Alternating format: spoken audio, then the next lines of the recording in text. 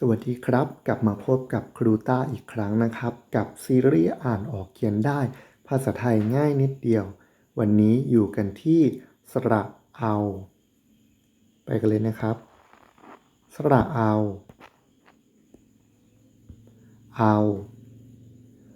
เรื่องเล่าที่เขาว่ามีชาวนากะงูเห่า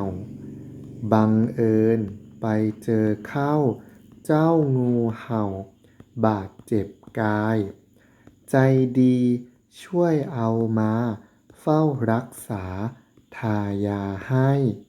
ครั้นหายเจ็บทันใดก็ดุร้ายดั่งตอนเดิม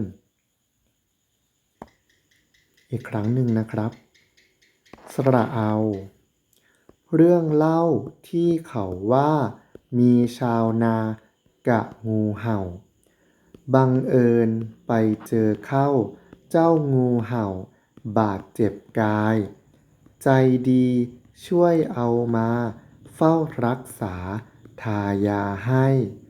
ครั้นหายเจ็บทันใดก็ดุร้ายดั่งตอนเดิม